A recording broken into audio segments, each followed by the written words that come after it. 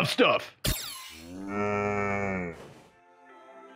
Okay, listen, I love candy. So I got some of my favorite ones here. I got a Kit Kat, I got a Twix, and I got a Butterfinger. I'm gonna eat these. I'm gonna see which one really kind of gets me excited, and then we're gonna make one. Let's think about it. If you can make a candy bar from scratch, you're basically a wizard. I'm a what? So Kit Kat, really familiar. You got long, skinny piece of chocolate.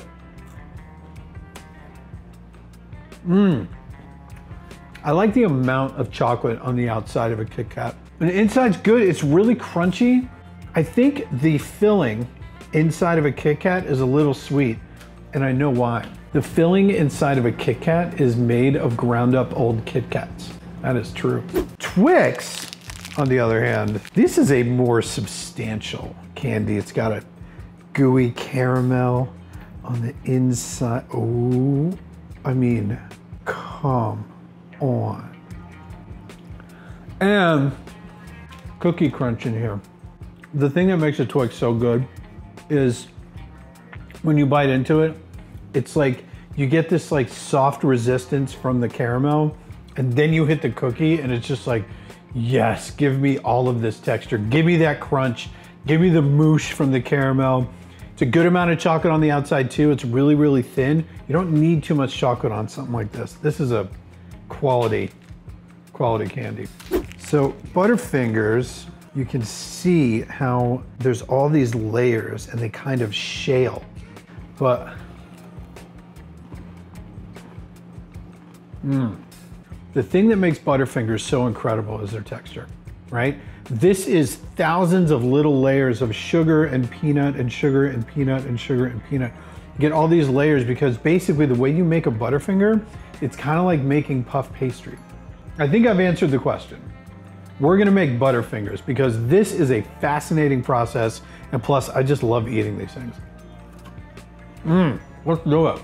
We're gonna start with a bunch of peanuts.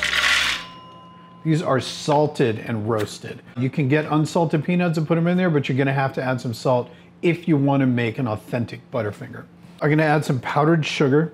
The reason why I'm adding powdered sugar is there's actually a little bit of cornstarch in powdered sugar, and powdered sugar is already ground up to a powder. So when I add it to something like these peanuts, when I mix this up, it's really gonna make like kind of a dough. Now the other thing I need is, usually they put honey in croquant. I am actually gonna use golden syrup, which is super delicious.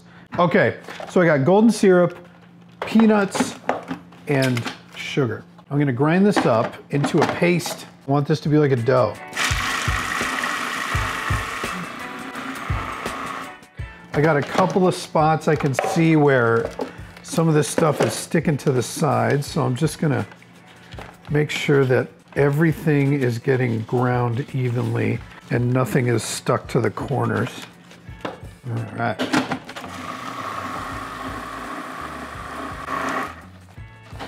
Give it another scrape.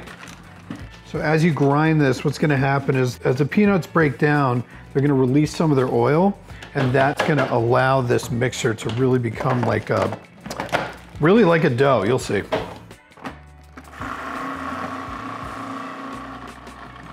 Five hours later. I think we're there. Perfect. Look at that. So basically what you've made is peanut butter. Here's a piece of paper, and I drew a 7.5-inch square on the paper. And so what I'm gonna do is fold along my lines like this. I'll take the blade out, and then I'm gonna dump my peanut stuff onto the paper. Just arrange it onto my square here, right? I'm just gonna fold this. I'm gonna fold this. Fold this. And fold this.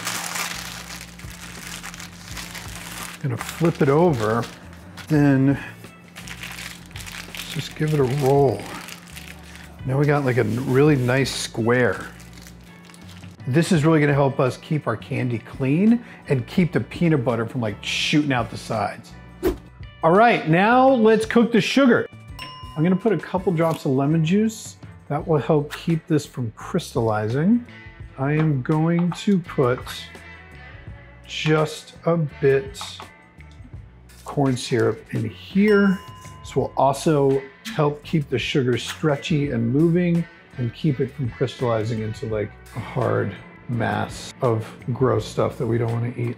Now we're gonna cook the sugar using the dry method, which means we're not gonna add any water to it. A lot of times when you're making candy, you're gonna go through different stages of cooking sugar: thread stage, ball stage, softball, medium ball, hard ball, hard crack. All those different stages are different amounts of liquid that are in the sugar. We're not gonna have any liquid in here. We want caramel, and we are gonna do the dry caramel method. We're gonna go straight from sucrose, which is just this, to brown caramelized sugar. I'm gonna mix this up. I wanna keep it moving because you want it to really caramelize evenly. You don't need this on like super full blast, right? The sugar's already starting to go.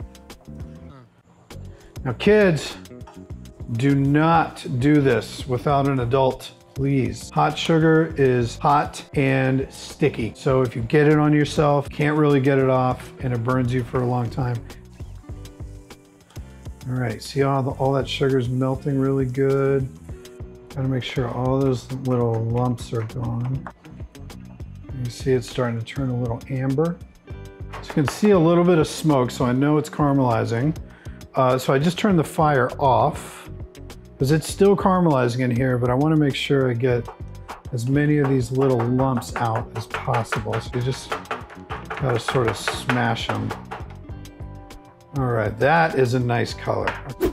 So here I have a silicone mat, and underneath there's a piece of parchment paper, and I drew a rectangle that is a little bit bigger than twice the size of the peanut butter package that we made. So now what I'm gonna do is take the sugar and just kind of roughly pour it into this shape. Okay, so I'm gonna let this sit for a second so it can kind of cool down a little bit and be workable. Okay, so now I can start to bend my sugar. You see how it bends? Is I'm gonna take my peanut butter dough and lay it right on the sugar. Pick this up and fold it over. What? You can see the sugar is elastic. And now what I'm gonna do is kind of squeeze out some of the air. All right, now it's a little, see that? It's a little too firm to roll out. So I'm gonna put this in the oven to get it soft again. Just for a couple seconds, not for a long time. All right, now let's give it a roll.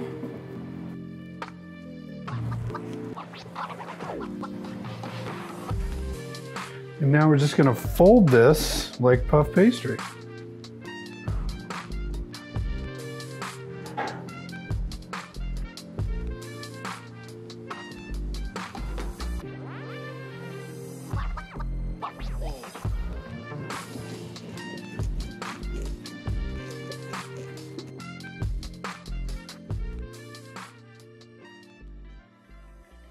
Okay, so now we've rolled it enough, so now I'm gonna give it one more fold.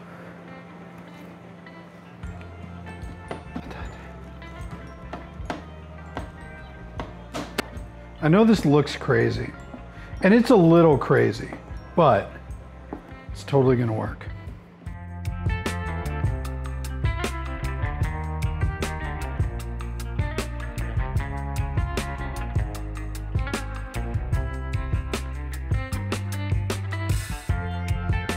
Now these are gonna go in the fridge to set up. Now what I'm gonna do is just trim these edges a little bit. You can already see that Butterfinger texture. You can see the little layers. Okay, so I have here a milk chocolate, nice and melty.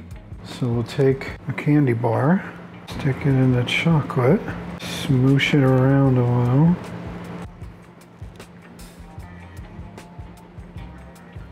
I am so excited to eat a Duff Butterfinger. Those look like candy bars. Let's put these in the fridge, let them set up, and then we'll eat one. Okay, moment of truth. This feels like a substantial candy bar.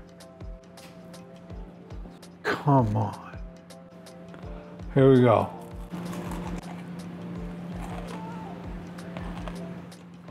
Layers. It's flaky. It's crunchy. This is better than a Butterfinger. I didn't fold it as many times as they do. I got thicker layers, and the thicker layers give you more texture. You get a crunchier crunch and a smoother smooth, and it's just a much more exciting bite. This is a full-on 100% Butterfinger. This is crazy. We made Butterfingers, man. I gotta tell you, listen, when we started out to do this video, I was like, I'm not gonna pull this off, but it'll probably be funny. I actually pulled it off, and it might even be a little bit funny. If you want this recipe, just click the link below or go to duff.com. There's a bunch of recipes there. Everything is free. Enjoy them. Tell me what you think. If you have any questions, just hit us up in the comments, and I will definitely answer it. Nobody better lay a finger on my Butterfinger. This is crispity, crunchity, and peanut buttery.